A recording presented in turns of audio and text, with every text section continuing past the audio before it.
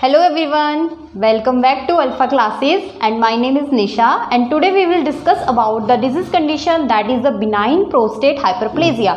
So ये एक बहुत मोस्टली कॉमन डिजीज़ है, ठीक है, जो कि हमेशा आपको MSN के सब्जेक्ट में पाई जाती है और काफ़ी इंपॉर्टेंट है। तो आज हम इसके बारे में एक डिटेल डिस्कस करते हैं।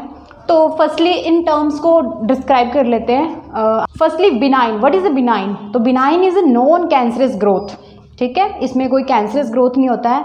एंड प्रोस्टेट तो आपको पता ही है, ये क्या है, एक प्रोस्टेट ग्लैंड है जो कि कहाँ पे प्रेजेंट होता है, सराउंड होता है किसके, urethra of the male part. And the next one is a hyperplasia. Hyperplasia का मतलब होता है जब इंक्रीज हो जाता है सेल का साइज। तो इसको डिस्कस करते हैं। तो फर्स्टली आपको पता है प्रोस्टेट क्या है, प्रोस्टेट एक ग्लैंड है जो कि अराउंड कितना होता है, 20 ग्राम का होता है। तो इसको समझने से पहले ना थोड़ी सी उसकी एनाटॉमी देख लेते हैं प्रोस्टेट की। तो ये देख लेते हैं, ये मान लो प्रोस्टेट है, ठीक है। अब इस प्रोस्टेट में पहले हम देखते हैं लोब्स क्या है और जोन्स क्या है। जोन्स का मतलब होता है लेयर, लोब्स का मतलब होता है उसका पार्ट। तो मैंने बताया लोब्स कितने होते हैं, 5 लोब्स होते हैं और 3 जोन्स होते हैं। 5 लोब्स कौन कौन से होते हैं, ये आता है एंटीरियर लोब, ये है पोस्टीरियर लोब और ये है मिडल लोब। और ये जो दो साइड में जा रहे हैं इसको हम बोलते हैं लेटरल जोन, ठीक है, क्या बोलते हैं, लेटरल लोब। अब इसके बाद अगर बात करें जोन्स की तो 3 जोन्स होते हैं। जैसे ये प्रोस्टेट है, इसमें 3 जोन्स होते हैं, ठीक है। इसमें आता है, ये है मिडल जोन, ये आता है ट्रांजिशनल जोन्स और ये आता है पेरिफेरल जोन, ठीक है। तो ये देखें, अगर जो हाइपरप्लेजिया है वो होता कहाँ पे है, वो इनमें से जो ये हमारा ट्रांजिशनल जोन है उसमें प्रेजेंट होता है, ठीक है। ट्रांजिशनल जोन्स में क्या होता है, हाइपरप्लेजिया होता है। और जो पेरिफेरल जोन है यहाँ पे क्या होता है, अगर इस कंडीशन में हो, अगर ग्रोथ हो तो उसको हम प्रोस्टेट कैंसर डिक्लेयर करते हैं, ठीक है। अब इस कंडीशन में देखो होता क्या है, जो मेन प्रॉब्लम आती है ना, मेन जो सिम्टम देखा जाता है इसमें क्या होता है, पर्सन को यूरिन की रिटेंशन होती है, ड्रिबलिंग ऑफ यूरिनेशन आता है, या फिर जो पर्सन है ना उसको अर्ज तो आएगा यूरिन करने के लिए बट वो पास आउट नहीं कर पाएगा। तो ये इसका क्या है, मेन सिम्टम होता है, ठीक है। इतना समझ आया। अब इसके कॉजेज़ क्या है, कॉजेज़ तो इसका देखो अननोन है। ऐसा देखा गया है कि जैसे जैसे एजिंग होती है ना, तो एजिंग के टाइम पे ये होने के चांसेस हो जाते हैं, ठीक है। इतना समझ आया आपको। मैंने क्या बताया, प्रोस्टेट की थोड़ी सी एनाटमी, उसमें कितने होते हैं, 3 उसके जोन्स होते हैं, मिडल जोन, ट्रांजिशनल जोन और पेरिफेरल जोन्स, ठीक है।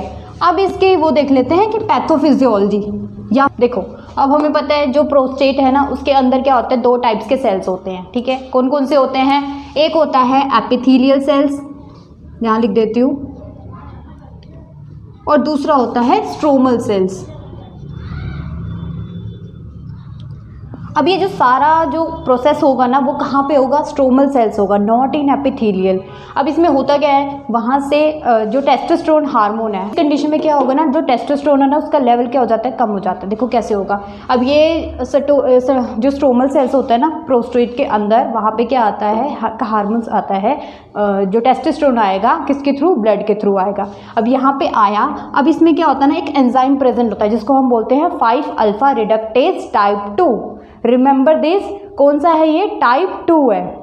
अब ये क्या होगा, जो 5 अल्फा रिडक्टेज है, 5 अल्फा रिडक्टेज एंजाइम क्या करेगा, कन्वर्ट कर देता है किसको, टेस्टोस्टेरोन को डाईहाइड्रोटेस्टोस्टेरोन में, डाईहाइड्रोटेस्टोस्टेरोन में, ठीक है।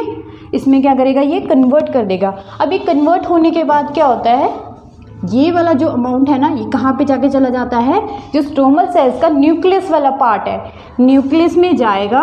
वहाँ पे क्या है, एक रिसेप्टर प्रेजेंट है जिसको हम बोलते हैं एंड्रोजन रिसेप्टर। ये डाईहाइड्रोटेस्टोस्टेरोन आया, न्यूक्लियस के अंदर गया सेल्स के, उसके अंदर क्या है, एक एंड्रोजन रिसेप्टर प्रेजेंट है, उसके ऊपर जाके बाइंड करेगा और बाइंड करने के बाद हमें पता है जो सेल ग्रोथ होने के लिए क्या होता है, ट्रांसक्रिप्शन, ट्रांसलेशन, सारा प्रोसेस होगा। उसके बाद और ज़्यादा सेल्स का साइज क्या होगा, इंक्रीज हो जाएगा। ये होता है किसमें, स्ट्रोमल सेल्स में। जो 5 अल्फा रिडक्टेज है वो कहाँ पे प्रेजेंट होता है, सिर्फ स्ट्रोमल सेल्स में। अब ये प्रोसेस हुआ, लेकिन इसमें इसके साथ साथ क्या होगा ना, कुछ अमाउंट में जो डाईहाइड्रोटेस्टोस्टेरोन है ना वो एंटर कर जाता है कहाँ पे, एपिथेलियल सेल्स में। एपिथेलियल सेल्स में भी क्या होता है, न्यूक्लियस, न्यूक्लियस के ऊपर एंड्रोजन रिसेप्टर, और सेम प्रोसेस होगा और सेम सेल्स का साइज इंक्रीज हो जाएगा। समझ आया? एक बार रिमेंबर कर लेते हैं दोबारा से। जो प्रोस्टेट है उसके ऊपर 2 सेल्स, उसके अंदर 2 सेल्स प्रेजेंट होते हैं, epithelial cells. Next one is stromal sales.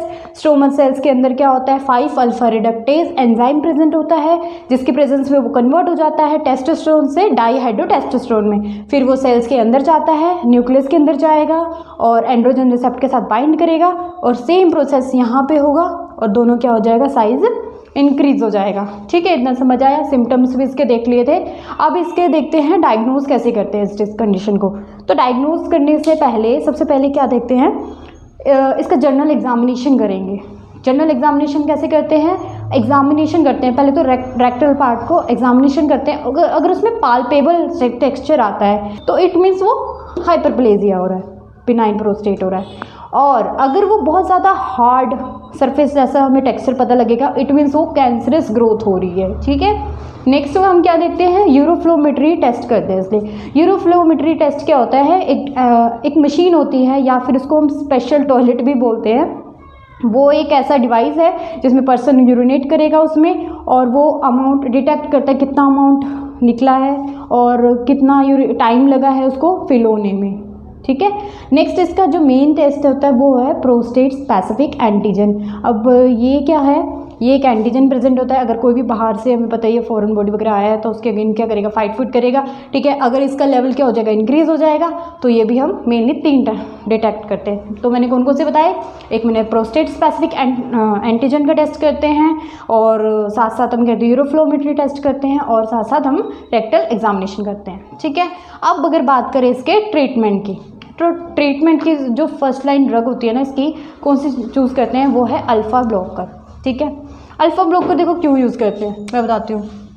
ये मान लो आपका ये है प्रोस्टेट, ठीक है, इसके सरफेस पे क्या प्रेजेंट होता है, अल्फ़ा रिसेप्टर प्रेजेंट होता है। ठीक है, जो क्या करेगा, इसको रिलैक्स कर देता है। अब हमने क्या करना है, इसको ब्लॉक करना है।